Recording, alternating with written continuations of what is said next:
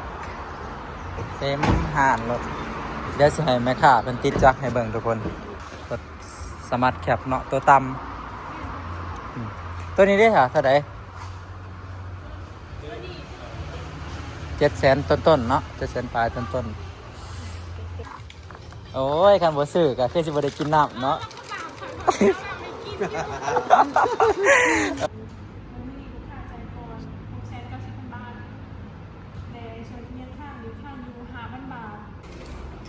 ได้ได้ถือเงินหลายเนาะแต่ว่ามื้อนี้บ่แม่นเงินเจ้าของแต่ว่าได้ลดเมื่อสดเลยมาซื้อ จ่ายเบิดเลยอีกสบายดีทักทายสบายดียามเช้าพี่น้องมื้อนี้ถือข้าวถือน้ำไปข้างแน่มื้อนี้เอื้อยเรากลับมาจากเฮ็ดงานอยู่ไทยแล้วเราสิไปออกรถพี่น้องเดี๋ยวเฮาพาพี่น้องไปเบิ่งราคารถอยู่บ้านเฮาเลยพี่น้องอยู่สวรรณเขตห้านขายรถนี่หลายสวรรณเขตนี่แต่ว่าสิพาเราไปเลาะเบิ่งหลายๆห้าน ไปพี่น้องเดินทางนำกันยี่ห้อกับไปเหมือนไปเบิ่งลูกกัน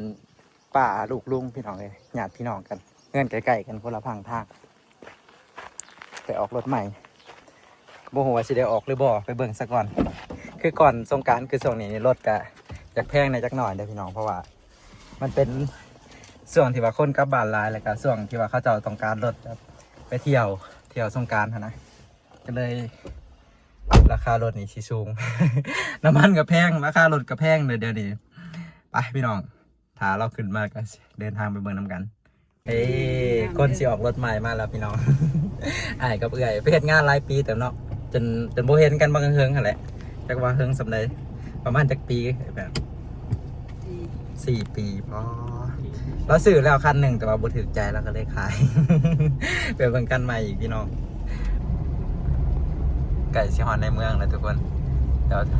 ถ้าเบิ่งหานขายรถอยู่ในเมืองช่วงปีใหม่ช่วงสงกรานต์คนก็ซื้อรถหลายส่วนนางฮอดแถวเขตบ้านซอกว่าน้ำมันแพงก็รถยังเต็มหนทางอยู่ รถหลายคือเก่ากินข้าวเที่ยงเด้อพี่น้องแคมป์คลองถ่ายไลฟ์บ่ได้มันมีเพลงก็เจ้าฉลองปีใหม่แต่ว่าอยู่สวรรค์นี่เขาเจ้าก็บ่ทันได้ลิ้นดอก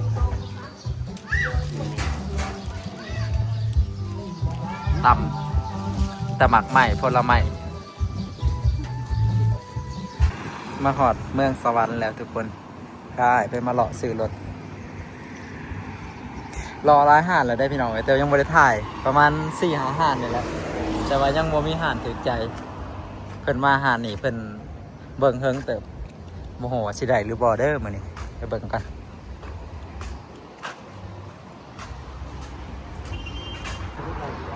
ตอนแรกนะคิดว่าเรามักวีโก้ทุกคนพาไปเบิ่งวีโก้ไปเบิ่งทั่วทีบปฏินี่เรามาหันนี่มาเบิ่งวีโก้บายดีไหมค่ะ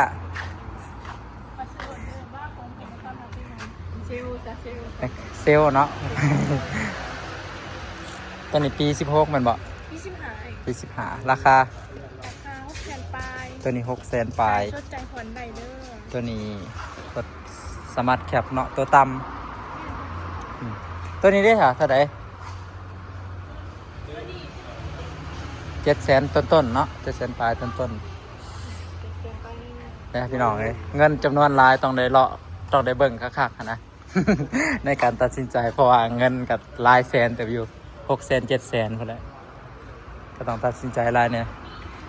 แต่ว่ารถหลายแห้งหานเพิ่นนะมีประมาณ30-40 คันพอแล้ว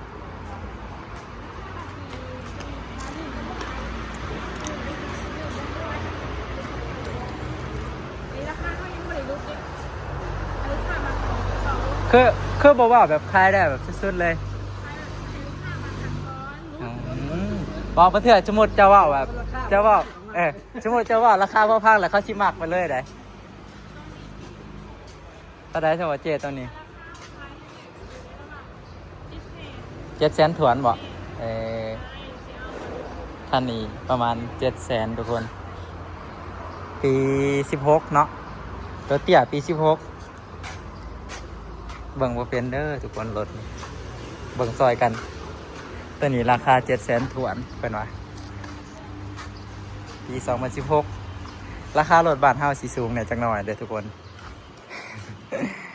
ราคาสิแพงเนี่ยจักหน่อยตามรถ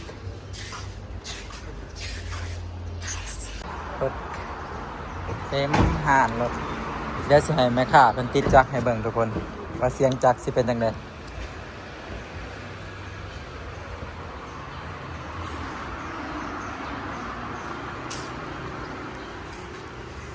ดึงมือดูหาอะไรอันนี้มัน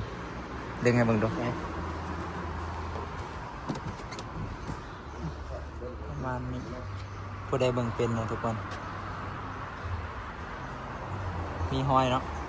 มีห้อยแบบพันภาษาย่างๆอยู่ขนาดประมาณมันตาพังเสียงจักรมันก็ติด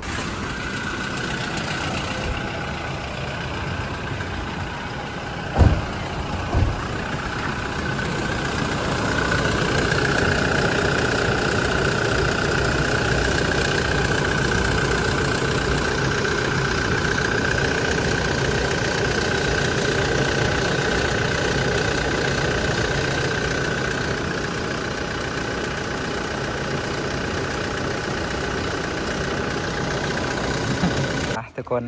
ตอนนี้ลูกค้าตัดสินใจซื้อแล้วได้รถเมื่อมาบ่ผิดหวังได้รถรีโวปี2020มันบอกไหมคะเซลล์มันขายเก่งเซลล์ ตอนนี้6,915,000 ราคาพิเศษเลย ทะเบียนอีสูง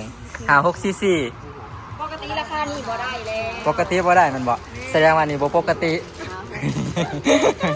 จะประมาณนี้ทุกคนเลยได้แล้วรถมันตัวนี้ซีปอนเงินเนาะ ก้อนเงินงาม ราคา6,915,000ทุกคนหรือว่า6,95,000นั่นแหละบอกแบบ ภาษาเลขอะต่อกันอยู่จนค่ำแม่นบ่ แล้วแม่ค้าน่ะบ่เว้ารถเนาะจังว่าอยากเว้ากันเถิงฮะหัวหน้าบ่อยู่บ่คันหัวหน้าอยู่เจ้าว่าได้แต่600,000มาจังนี่ ไปลงกันกับเราโอ้ยคันบ่ซื้อก็คือสิบ่ได้กินน้ำเนาะ เอ้ยไป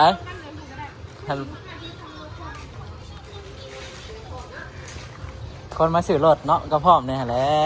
สิได้รถดีใจอยู่บ่ได้ขายรถฮะเพิ่นซื้อได้ดีใจอยู่บ่ เสียเงินก่อนโตแต่ว่าได้รถคันใหญ่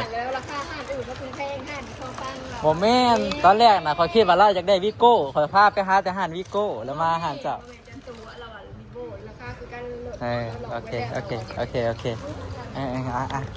ให้มันบดีสักข่อยนี่ไป เด็กคล้ายกันยันข่อยอยู่ได้เลย ข่อยพามาไปเฮ็ดเอกสารทุกคน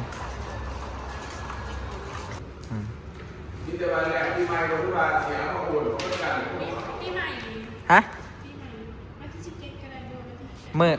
เจ้านัดมือได้บอกแบบประมาณโอเคตามนั้นจะหอดขั้นตอนจ่ายเงินเลยนะทุกคนแบบนี้ ได้รถเลยไปไล่หานมือนี้จนค่ำซื้อขายของหานเนาะ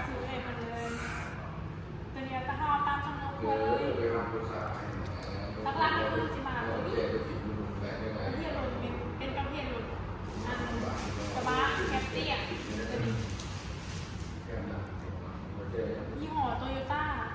รุ่นลีโวเด็กจักนี้เขาติดตามเหมือนกันได้ให้เปิดกันเลือกซื้อรถเด็กจักให้ค้าเขาเอามาจากสายดูเมนเอาคันอื่นมาโจทย์เช็คคันนี้ดูอินเดอร์เทคนิคก็มีแล้วเนาะเด็กจักเอาโจทย์จากตัวนี้มาใส่ตัวนี้อันนี้คือเด็กทางตัวนี้เด็กทะเบียนเพิ่นไปเลยทางปี2020ชีพรราคาก็คือมูลค่ารวมของเรานี่ในราคาเขาลดกันก็คือได้อยู่ที่6,900,000 บาทเนาะมันไม่มีลูกค้าใจก่อน6,900,000 บาทแต่ส่วนเงินข้างหรือข้างอยู่5,000 บาทก็คือที่เขาบอกกันส่วนเงินข้างเอกสารของแม่ลูกค้าจะจ่ายเมื่อในจำนวนเงิน5,000 บาทพ่อเข้าใจว่าตัวแรกไม่เข้าใจทั้งหมดเกินไปตัวนี้เป็นใบซื้อขายเนี่ย ของทางเราเพื่อว่าอะไรเรามีหาประกันในอยู่หลักๆก็คือระยะการทำประกันของทางนี้ทำกันอยู่3 เดือนหรือ5,000 กิโลเมตรทางเราจะหักขวดเสียมีขาดงานแต่ว่าส่วนขาอะไรนี้กรณีนี้เป็นขาดคือต้องเป็นคนจ่ายเองแล้วจะพูดว่าเปลี่ยนตรงเปลี่ยนตาเปลี่ยนนู่นเปลี่ยนนี่อะไรที่แบบอะไรมันเปลี่ยนงัดนะ สรุปกับประกันกวดซื่อๆกวดให้ซื่อ แต่ว่าต้น ๆน้ำมันเครื่องเด้ครับ น้ำมันเครื่องมีเขาเปลี่ยนให้แล้วทุกคันเราเปลี่ยนให้แล้วเป็นทุกคันเราลดคำว่าเปลี่ยนแล้วตัวนี้ก็คือเขาเสร็จเมื่อทุกอย่างมันปกติทุกอย่างภายนอกภายในระบบไฟพวกจักรเยอะต่างๆแต่ว่าไอคีมเราไปแล้วมันมีปัญหาระบบขับในใจการว่าเปลี่ยนเสียงปืนฟรี เบรกกี้นั่น ตา นะ ไฟบรายบอลบัตตาเลียหรือว่าแบนประตูยังระคันมาติดกับเขามากกว่าสีขึ้นพี่บริเซียค่ะนะตอนนี้หักการเบิดเสร็จเลยของรถ บริเสียค่าหยังแต่ว่าอะไรได้เสียเงิน ขนาดอะไรนี่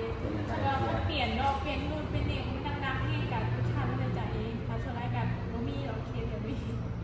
ประมาณนั้น แต่ นะ ตาเนาะแบบเมื่อไหร่มันโบแจ้งมันยังเขาไม่เสร็จขึ้นพี่เขาเป็นบรายแพงเขาประสิทธิ์เป็นไหม โดยที่บริเสียเงินเนาะ แม่น ก็คือตัวหลักๆนะพวกตาพวกหยังค่ะสมมติว่ามันบ่ฮงบ่หยังราคาอะไรกับบ่มีเนาะทางหารับประกัน แม่ระบบไฟระบบยังอีกอันในไอทีเลยเผื่อฮอตปีใหม่สารบอกหักมาเลยเอามาเปิดเสร็จขึ้น อืมโอเค อันกดเมื่อคืนตัวแล้วได้เลย อ่านบนคืน ทำแบบได้ จ่ายเงินเนาะ มันเป็นแหนบไปเนาะทำพวกเรานั้นมันสื่อผ่ายทรงขาวๆเท่ของมันผมจุดเท่อยู่ เราสื่อไลน์บ่สื่อไปจากอะไร แล้วว่าเก็บมา3 ปีลูกอยู่ไทยเลยมาเถื่อฝากมาโกงว่าเท่าไรกับพี่แต่ว่าลูกเขามาแล้วปอนเนี่ยแต่เพื่อนแค่นำก็เถื่อบอก เจ้านับให้บ่ 3 ปีแล้วก็ไก่ออกง้อบางอันก็บางทีเด็กเอายาเขี้ย เออ ก็ให้พุ่นมดพุ่นกลมนั่นนี่นะส่วนนั้นเป็นแบบนี้แหละเราเห็นก็เกาะ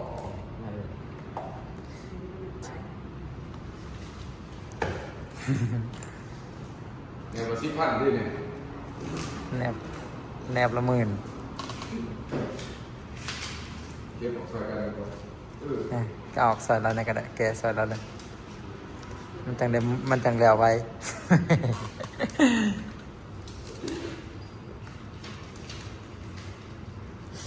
ทำไงมาแถวดินจะเงินโซนอะไร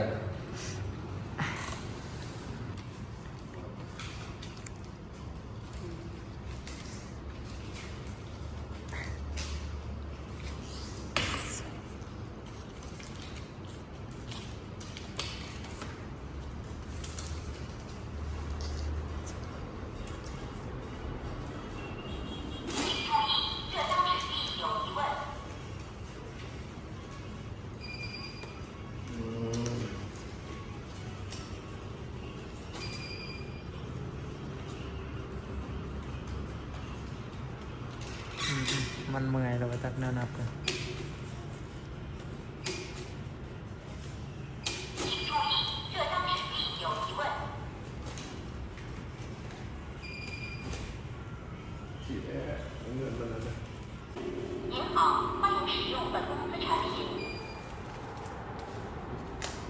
เป็นแหนมมั้งเงินมาแจก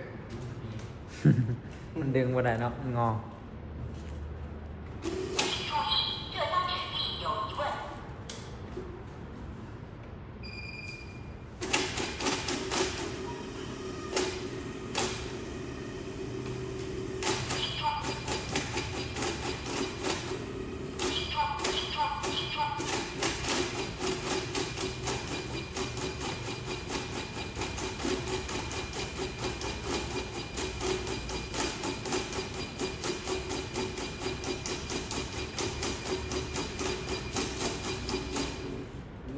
โอเค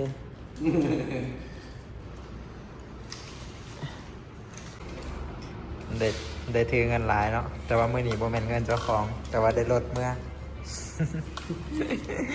บ่แม่นเงินเจ้าของแล้วจักปี 4 ปีอ่ะหาเงิน4 ปีเก่งโฮมเงินได้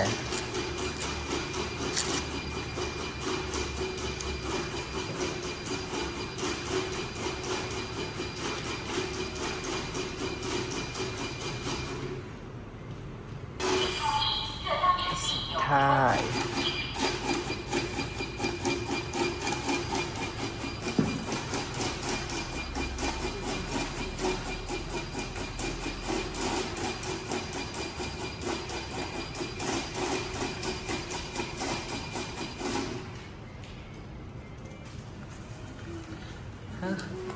มีใบแอนสีแอนชมพูน้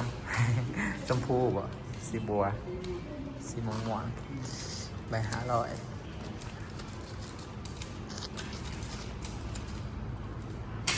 ใบม่วงอันนี้ใบเท่า เออ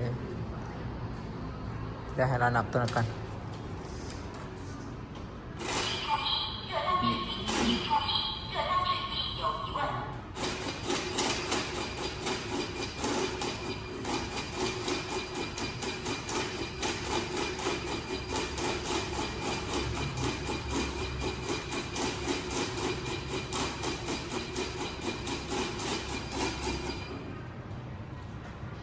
ไป50,000เงินบ่ตัวนั้นเป็น10,000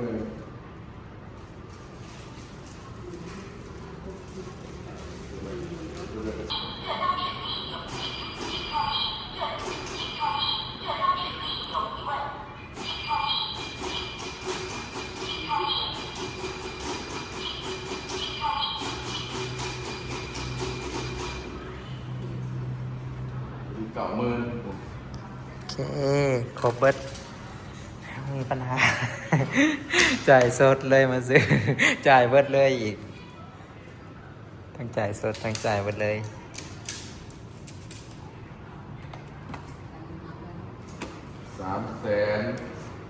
600,000กับ ยังเดือ5,000ข้างไว้ แต่5,000ไปแล้วปีใหม่มาด้วยว่ามึงเงินเจ้าบ่หารถมากก็ได้ รถใหม่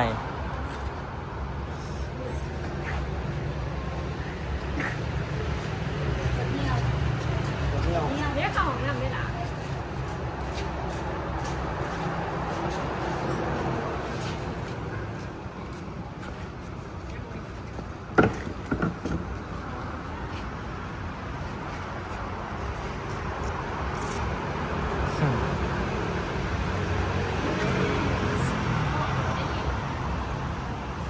เปิดจะขายคันหนึ่งเนาะ ไปใช้คันหนึ่งหักขาว คุ้มค่าจีดอกเป็นคนของกระซิอดเบิดมือก็ได้คันได้ขายให้ไปใส่เลยถ่ายเต้นนอนก็ได้เรายังขอห้องน้ำ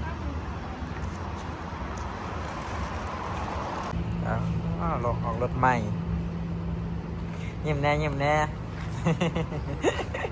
ได้รถใหม่ดีใจแล้วได้รถใหม่เมื่อกระเบาแล้วรถเฮากะ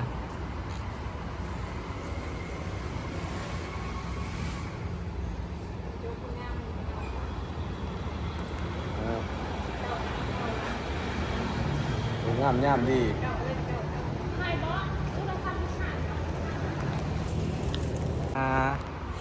ได้รถใหม่แล้วรถเฮากระเบาแล้วบัดนี้ได้รถใหม่เมื่อไร3พ่อลูกหนังข้างหลังพ่อหนังข้างหน้าเป็นข้างหางฮะโอเคโอเคเราตัวใดส่องเอกสารไปเสียงรถใหม่กับซินิมหน่อยสักหน่อย เป็นมือซองพี่น้องแต่ว่าสภาพกันยังโอเคอยู่ดอกเป็นปี2020แล้วขอบใจเด้อบ๊ายบายขายเครื่องเก่งอีหลี เจ้านั่นว่าเจ้านะให้ติ๊บข่อย1,000ไปเมื่อทุกคน